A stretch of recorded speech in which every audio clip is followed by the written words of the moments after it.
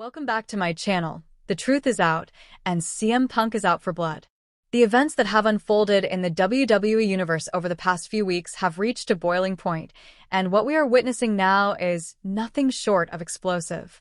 After Roman Reigns, the reigning tribal chief, revealed the shocking identity of the person behind the infamous War Games attack, CM Punk's anger has shifted from simmering frustration to a full-blown firestorm of retribution. The straight-edge savior, who has always been a man guided by principle and an unyielding sense of justice, is refusing to let the matter slide, and tonight, the WWE Universe is on the edge of their seats, waiting to see exactly how he will channel his fury. What makes this confrontation especially intense is the layered complexity of accountability in this situation. The revelation that Randy Orton orchestrated the attack and enlisted Austin Theory to carry out the mission might have seemed like the final piece of the puzzle to the casual observer, but for CM Punk, the unveiling of names alone is far from satisfactory. Punk understands that the attack was not just a random act of malice. It occurred under the watchful eye of Roman Reigns, the man positioned at the pinnacle of leadership within the bloodline. This raises a deeper philosophical and emotional question. Who is truly responsible when a failure occurs under your command? Punk is relentless in his pursuit of the answer because, to him, leadership is not merely about solving a problem after it has manifested. It is about preventing it from happening in the first place. Roman Reigns, celebrated and sometimes feared for his calculated leadership, had spent weeks investigating the attack on Survivor Series, interviewing witnesses, analyzing motives, and ultimately tracing the chain of events back to the orchestrator. His revelation on live television sent shockwaves through the WWE Universe as he dramatically named Randy Orton as the mastermind behind the plot, a decision that had enlisted Austin Theory to carry out the actual physical assault.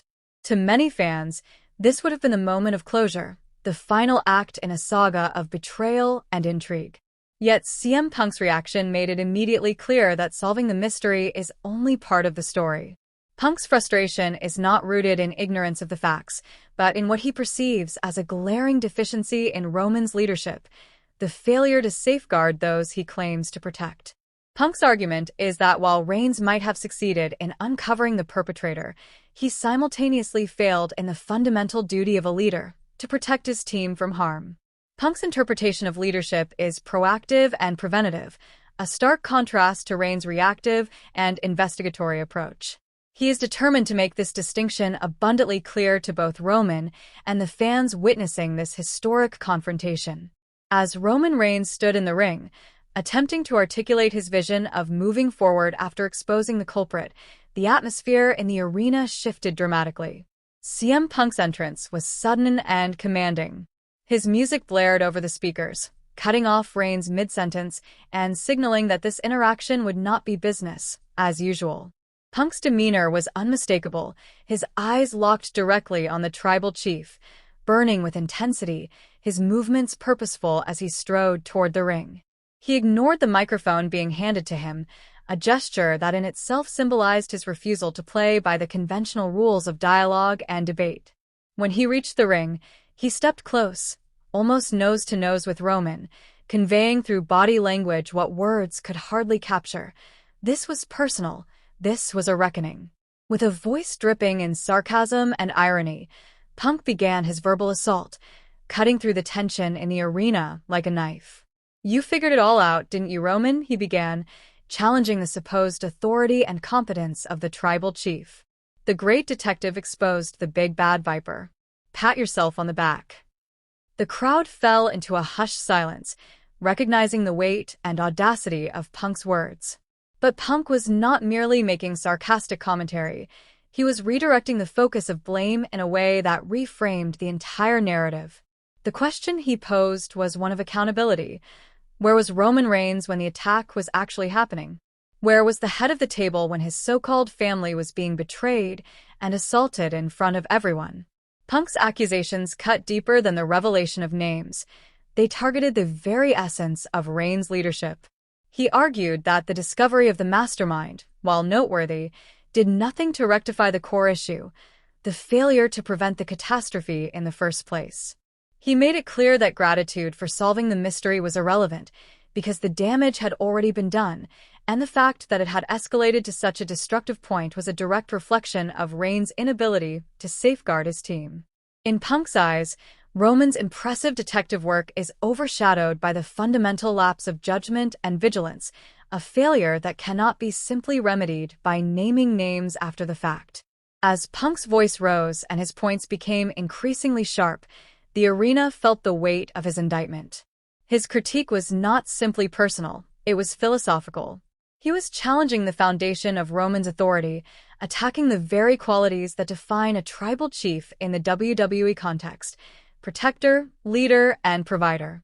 Punk argued that leadership is not validated by how well one handles a crisis after it occurs, but by how effectively one anticipates, prevents, and mitigates risks to those under their protection. By framing the conflict in this manner, Punk transformed the confrontation from a mere revelation of betrayal into a high-stakes debate over the nature of leadership itself. Fans watching at home or in the arena were witnessing more than just an interpersonal feud. They were observing a clash of ideologies, two worldviews colliding in real time, each with profound implications for the future of the bloodline and the WWE landscape. Roman Reigns attempted to respond, but Punk cut him off with relentless precision. The straight-edge savior would not allow the conversation to veer into the territory of who did what, that had already been resolved. Instead, Punk kept his focus razor-sharp on the question of responsibility. "You want me to be grateful you found the guy who paid for the hit?" he shouted, voice reverberating through the arena. "I'm furious it got that far. You were our leader, and you let a snake into the garden." The metaphorical language underscored the betrayal, illustrating Punk's belief that Roman's oversight had allowed danger to infiltrate the very heart of his team. The statement reframed the storyline, shifting the audience's attention from the external villain, the orchestrator of the attack, to the internal dynamics of leadership and trust. Punk's words forced fans to reevaluate not only the actions of the attackers, but also the competence and priorities of Roman Reigns as a leader. What makes this storyline particularly compelling is Punk's layered approach to retaliation. He is not denying Roman's findings, he is amplifying them by introducing a moral dimension. Punk's confrontation is intellectual, strategic, and emotionally charged all at once. He seeks to hold Roman accountable not for the crime itself, but for the conditions that allowed it to occur. In doing so, Punk elevates the